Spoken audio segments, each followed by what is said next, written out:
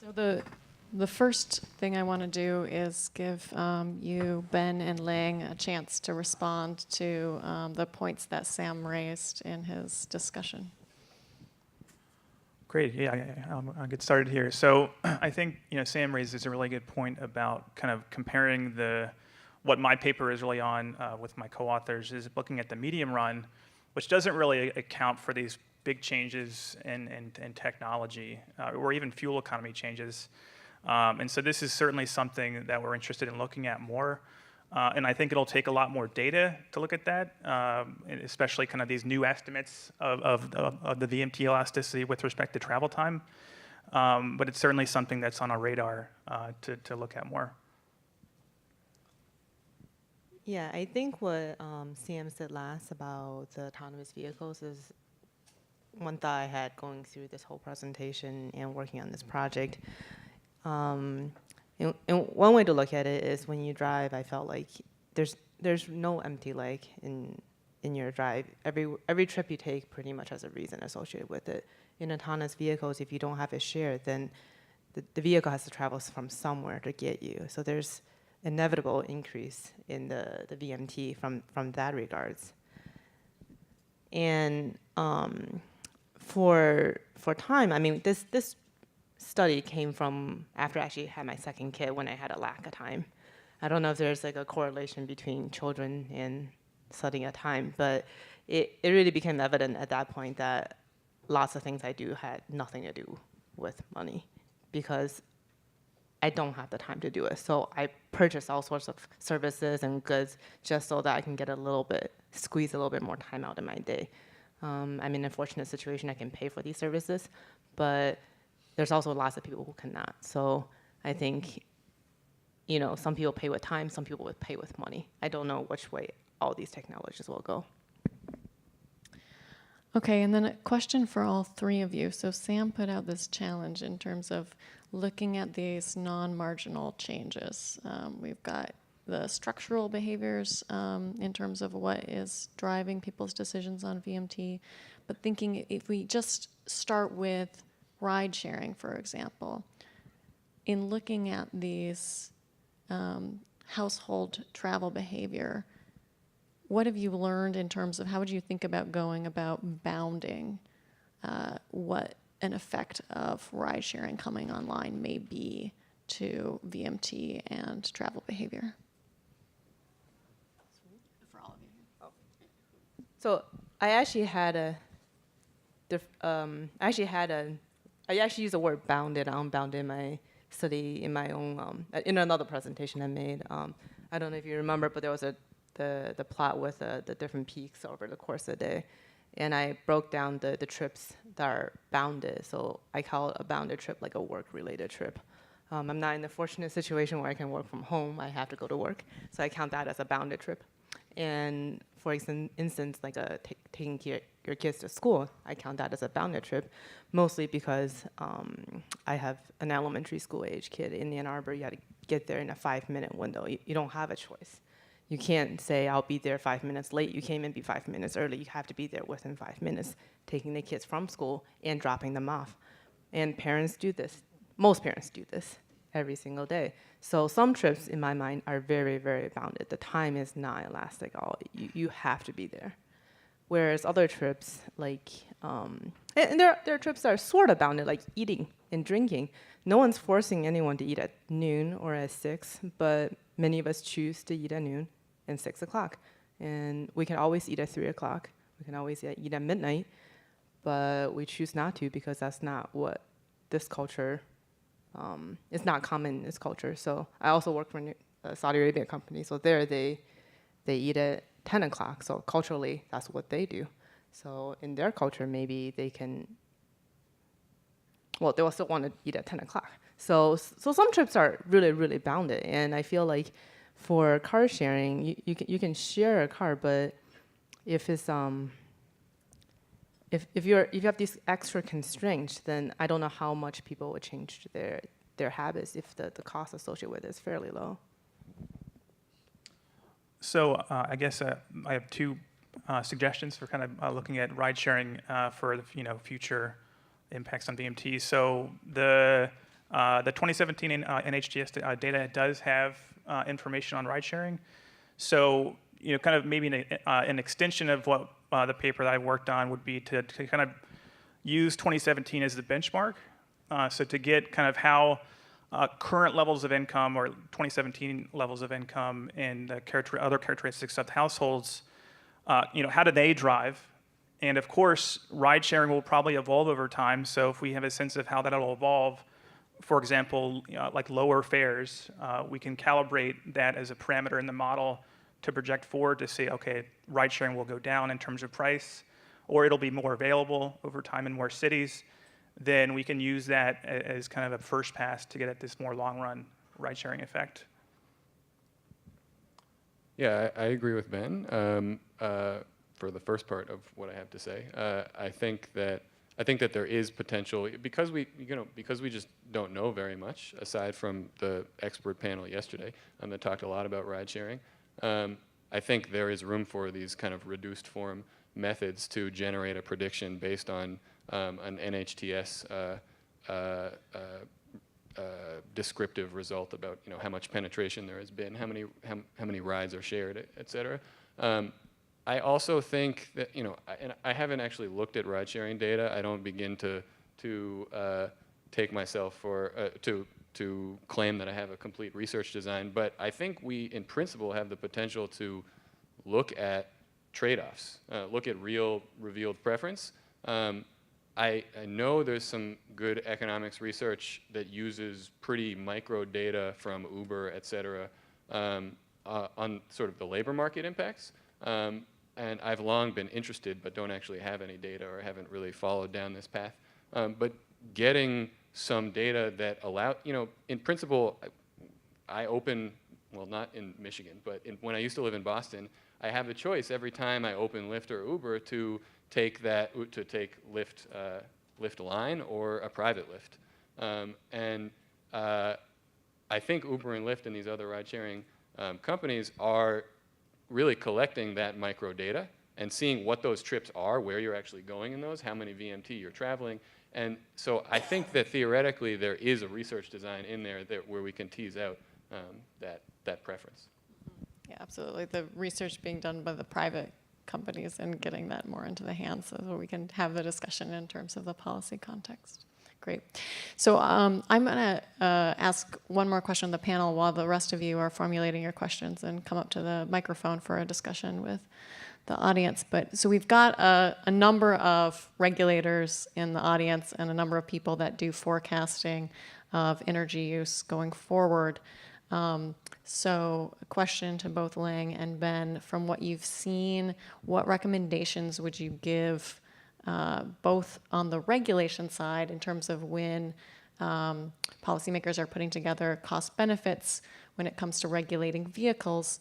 A lot of times those analyses are tying VMT to specific vehicles, right? So unlike the approach that you have where you're looking at the household decision maker, for example, in the fuel economy regulations, there's a distinction between light trucks and passenger cars typically have different lifetime VMTs, but that's usually tied to the vehicle and not looked at from a household perspective. And similarly with forecasts, right, oftentimes we're looking at aggregate measures of VMT there. So what recommendations would you have to policymakers and forecasters in thinking about VMT going forward? Yeah, that's a really interesting question. So I guess there's a couple things there. The first one about kind of looking at the vehicle versus the household. We think it's pretty important to kind of look at if you are looking at the vehicle, to consider all the vehicles owned by a household together, not just kind of one in isolation.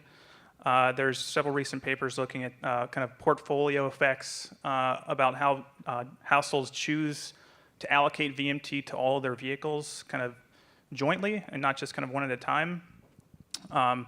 So we think that's important. So that was a big motivation for us to look, in our paper, doing it at the household level, because we think that's important. There's definitely kind of interplay between how much you drive your car versus your truck or whatever. And then for looking at kind of forecasting recommendations or lessons learned from the work that we've done, is we found that it was very important to have to use micro data, but also use kind of like non-parametric approaches, which is basically essentially binning households, putting households into these demographic or income bins, and then just modeling it that way versus having like one parameter for income. You could have like, income being linear, or like VMT responding to income in a linear way, which we found to be a pretty bad way to estimate that relationship. We found that kind of this non-parametric distributional approach was much better at prediction. From my study, one thing I guess I would say is be careful of unintended consequences. So in terms of like making a decision from a household perspective, so if you look at how people spend their time traveling, the number one category is for work. So maybe people may not want to decrease their work-related travel if they want to decrease their household travel.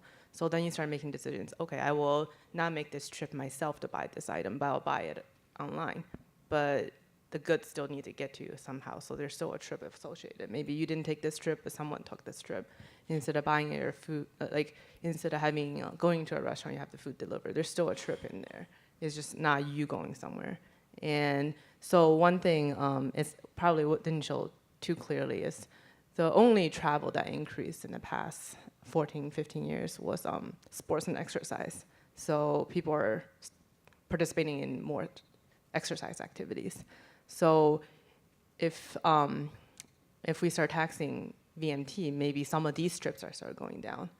And socializing and relaxing, one of the things that went up was watching TV. So people are actually staying at home to watch TV more.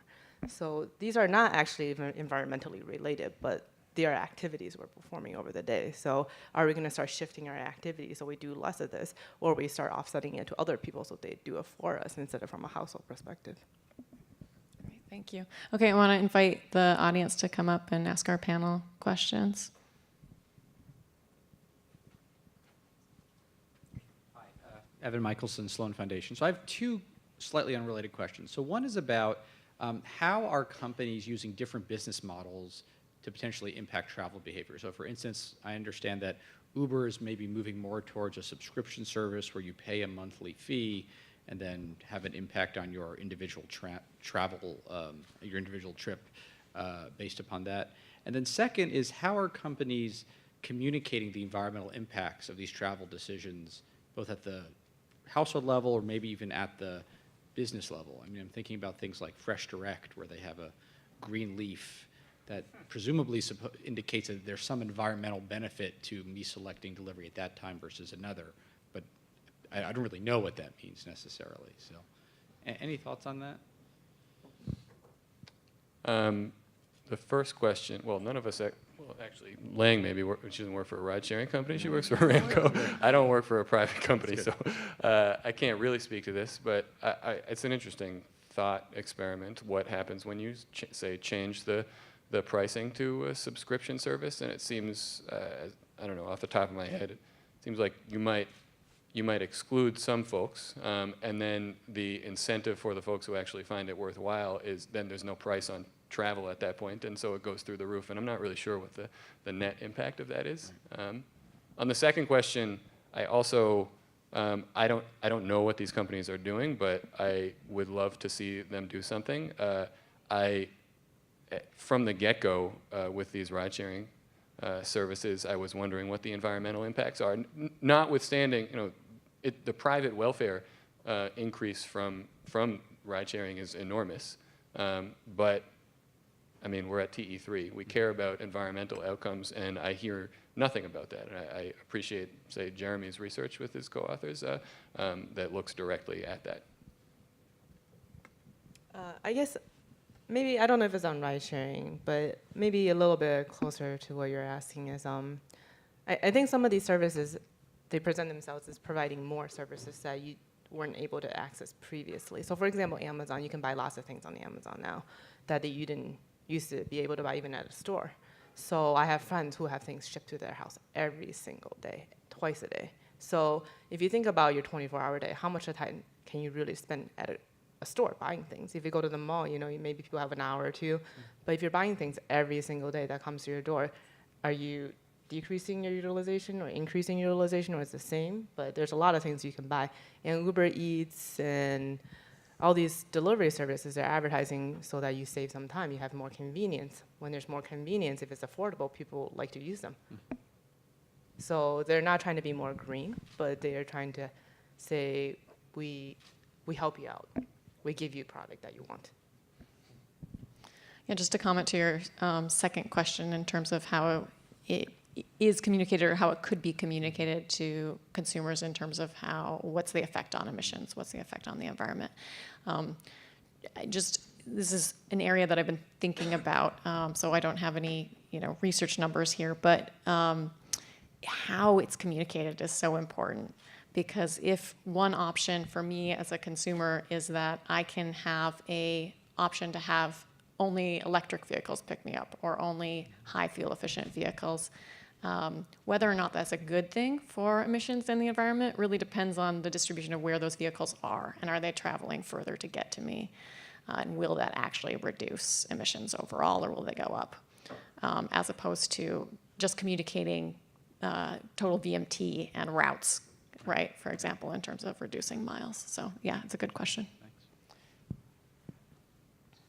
Hi, I'm Alex Moranville. I am a research assistant at the University of Michigan Energy Institute. I was just wondering if you could speak more about the global vehicle miles traveled, how that differentiates region to region, and what that means in terms of greenhouse gas emissions. Maybe in Europe they drive more, but they actually have lower greenhouse gas emissions possibly, or the United States, obviously the vehicle miles traveled have been going up, but just trying to speak of it in terms of, you talk about the differences in cultural aspects of our everyday lives, how those change when you look at it from a global perspective, and then what those regional impacts are for greenhouse gas emissions,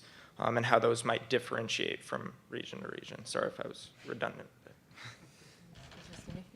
I guess I don't have a number for global VMT. I never looked at region to region, but this may be a little bit anecdotal. So this past summer I was in China, and I was visiting some relatives, and they're I guess newly middle class, and they all decided that they needed a car. And since they now have a car, they decided that they need to go everywhere with these cars. And so they, some of the things that they would do is, someone would just drive to work, even though at least my dad's little hometown, you can get a cab for practically free, but they still drive themselves to work and back. And then now it becomes trendy that since you have cars, we'll take a short vacation on the weekends to a resort. They could also just take a cab, but once you get out there, it's hard to get back. So people have cars and they drive out to these places. So I feel like I get the feeling is that since they have the access to the cars, then they will use it more, and it starts snowballing. Yeah, just to kind of build on what Lang just said, it's I think the underlying kind of mechanism here is this kind of income effect, which is what Sam mentioned, kind of this elasticity effect. I personally haven't worked on other countries besides the U.S., but I would expect it in a country where incomes are kind of the entire distribution is kind of shifting to be higher. We would expect to see more VMTs, but that's certainly something open for future research. Yeah, I totally agree, Ben.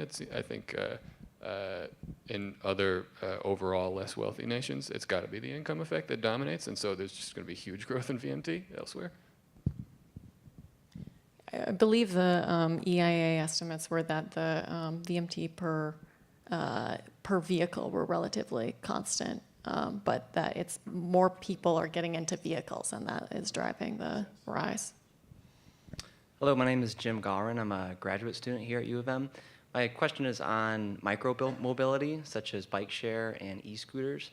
I was curious to hear your thoughts on whether the VMT associated with these modes of travel will be counted in some of these studies in the future, and if you see that as being induced demand, or is it a substitute for other type of VMT? Thank you. Yeah, I guess I'll get that one. It's a really interesting question about these kind of these new modes, right? Besides kind of different ways to use a vehicle versus these sharing programs with like scooters, for example, is kind of big now. And so you have a kind of a couple different things with what you said. Kind of the substitution is a really important question. Are the advent of these technologies, these new ways of travel, are they taking from miles from cars, or is it just kind of new trips being made because of this availability? That's certainly something that's on our radar at RFF. We're very interested in kind of this mode choice question.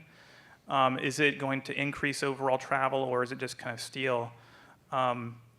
I don't have a good answer for you of like what that magnitude is, but it's certainly something that's going to become kind of more important as we see more VMTs and all their effects. So in the timing survey, I guess there's not a section for scooters. There's not a huge scooter population until recently. But I will say one thing I think it does show is there's like an average time people like to take per trip. It's between about 15 to 20 minutes. So it doesn't matter actually what form you travel in. If it's by car, it's a 20-minute trip. If it's by walking, it's a 20-minute trip. If it's by bike, it's a 20-minute trip. So if you want to drive somewhere, it took you 5 minutes, and you can take a scooter there in 15 minutes, you might be willing to put up with it. So it sort of depends on how you view your trip a little bit. So I guess it's just like, I have 15 minutes for this trip. So I will take whatever form that will give me 15 minutes. Okay, Sam, go ahead. Yeah, I have some unsorted thoughts. I guess I've always been a little skeptical of the idea that some of these, let's say, ride sharing solves the last mile problem. And I'm still, it's early in, say, scooters. And we've had a lot of bike shares, but I feel like diffusion is still not enormous. I'm a little skeptical about that too, but less than with ride sharing. I also think that it's early with these scooters, but it seems like there are a lot of nice mini natural experiments out there. I mean, Detroit, I just read an article yesterday about Detroit's decision to continue allowing, some cities are banning scooters, but Detroit said, it's okay, keep the scooters, but you have to put them in the neighborhoods. And so sort of like, not arbitrarily mandating the location, but some maybe like quasi-random variation in where these scooters are going. And in Detroit, there's like, I'm not sure it's better for the environment or not, but the bus system is all we have really, aside from these, the Q line and the people mover, which is, they're not really doing anything for us, I don't think. And so scooters and Mogo, the bike share, have the potential to really add a lot of value to society. I'm not really sure about the environmental impacts, but they seem useful. And I see a lot of people using them, not just downtown anymore, too. Okay, so Ben, you mentioned, and I think Lang as well, the travel survey, and we're sort of limited in what we can say about these shifts to other modes, depending on whether we have access to data that can give us that information. So a question on there in terms of speaking to a room full of people engaged in policy, including what data we're collecting, what would you recommend going forward? What modes would you want questions to be asked about to really understand these trends in terms of mode switching? So with regards to the NHTS, there are so we have these new ride-sharing questions. One thing that I don't like about it, unfortunately, is that they don't differentiate between taxis. And so that would be nice to have, if you know someone that works with that survey, it would be nice to separate taxis out from, distinguish them from ride-sharing, just to get a sense of, is ride-sharing stealing from taxis? Probably, but we'd like to know how much. And so you could get at that with that distinction. And then with bike share, I have a colleague, Casey Wichman, who has worked with bike share data, not with the NHTS, but he just has he's gained access through I think whatever organizations run these bike shares, so DC has its own bike share program. And so he's done some analysis about like the congestion effects. He's found that there is some reduction in congestion when you have these bike share programs. But I think it's somewhat limited in that it's not really linked to like other decisions of travel. It's like just like how many trips how many bike trips was it for your travel decision? It's like just bike share information. It's not like bike share plus while you're driving and so it would be nice to be able to link that information with kind of a more comprehensive travel demand survey. I guess the time use survey is mostly a time survey. The original intention of it is actually study how much housework you do, not so much for travel, but it was a part of it. And I like it because it's year to year. There's changes you can capture that it's year to year. That the National Household Travel Survey is more of like a 5 to 10 year time frame. So some stuff in the middle you don't quite see as much if there's a dip or it went up. The reason why I like it is I think I asked some people this question after I studied the survey quite a bit. And when I asked them, one portion that everyone's surprised by is how much is consumer purchases. And they said, we never go to a store anymore. I buy everything online. Then I asked them, what did you do the day before? And then they're like, well, I came to work and I went home. And I was like, no, what did you do in the morning time? And then when did you get up? It's like I got really personal, I would say. And then they started going through their chronological day, and then they start backfilling. They're like, oh, actually, no, I went here. And then it's like, actually, I went out for lunch, and then I went to the store for a minute, and then I came back home. Came back to work. So then they start filling it in. It just seems like before, when I asked them, they did nothing. And then when I started doing it little by little, they're like, I did all these things. So then I thought, okay, maybe you did more than you actually thought you did. And I think there was a study where they compared the ATUS and the National Household Survey, and it just came up that the ATUS captured more trips. Because you are not actually asking about trips, you're just asking about what you did at this particular time. So you're not trying to think about trips you took. You think about, so then you say, oh, I went to take in my kids, and what did I do after taking my kids? Okay, we went out to eat. So it started jogging your memory as to what you did. So we don't want to lose a whole bunch of trips because we pretend we think we did something, but we actually didn't do it, or we didn't think we did something, then we actually did it. Gloria? This is mostly for Ben, I think. So your VMT estimates, you were comparing them at one point to EIA estimates. I don't know anything about how EIA estimates or makes its projections for VMT. Is it different? Does it use different characteristics? And if it does, how do yours differ, and how would you assess the relative merits? I'm not 100% sure exactly how they do their forecasting. My hunch is that they do it. They don't use kind of microdata in the same way that we used our microdata, but they kind of use more of a trend analysis. So they look kind of over time where VMT was in the past like 20 years, and then they extend that. We think that there's a lot of merit to including the microdata for various reasons, but I'm not 100% sure exactly how Are you, Ben, comparing, are you thinking about there was like a 1.4% growth rate? Is that what you're speaking about? Yeah, right exactly. now? Yeah, so you don't know exactly why 0.9 versus 1.4? We haven't dug into their VMT model enough to, yeah. John, yeah, go ahead. I don't think either of you looked at measures of urbanization or urban agglomeration, sort of these structural issues related to settlement patterns. So just wondering, what you think about that, whether you think any such changes may have been significant over this period and an influence, and, if there's a way to get at that,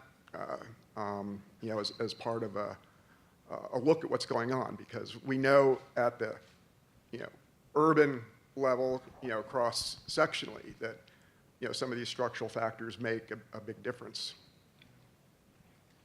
So we don't, we could get at that kind of directly by including like an urban dummy or like some type of geographic dummy in our prediction model. In our benchmark model, we don't do that. For basically the reason is that the variables we do include capture a lot of the variation in VMT.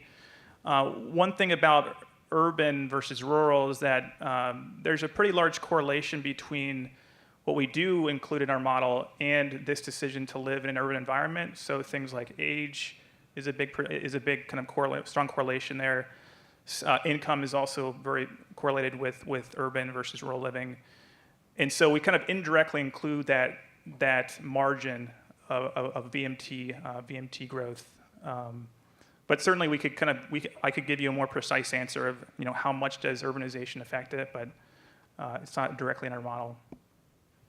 I think with the time use data, you can break it down with metropolitan and non-metropolitan. I just haven't had the time to do so. I am under the impression that globally we're urbanizing at a pretty fast clip. Is the same happening maybe at a less fast pace in the United States? And is it, I mean, my first pass interpretation of that would be that conditional on all the other factors, on income and what might drive moving to the city, that congestion becomes much more of an issue and actually keeps down VMT a little bit? I would anticipate that as well. Yeah, I think that's a good summary. Okay, so I guess last question. We've got a couple of minutes to wrap up.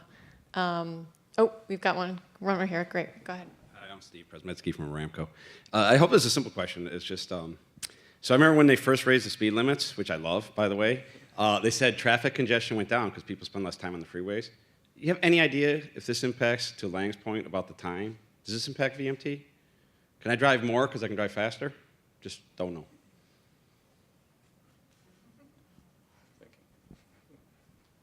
My guess would be that yes, it would cause more VMT because you have less restriction, right? You can think of speed limits as just it's a constraint on your behavior, and if you relax that, you're going to kind of allow people to do more things in that environment. So we'd expect to see more traveling along the higher speed limit routes. But I'm not that familiar with speed limits, so. Just from economic principles perspective, I would expect, it reduces your opportunity cost in terms of the time it would take you to get in terms of relieving that cap. Maybe the option on the other end, the downward pressure would be if it increases risk of traffic accidents, and then that increases congestion from that effect. Yeah, that's what I was thinking through, and it amazes me moving to Michigan how fast we can drive in this state. I'm leaning a lot on anecdotal experience in this session, but I tend to feel the opposite, which is that maybe we should. I mean, it's just a cost-benefit analysis, but I think the accident risk is something we should, really be weighing against the potential time savings, which are, I think, ambiguous, as Kate suggested. All right, and that brings us at time, so please go ahead and thank all of the speakers.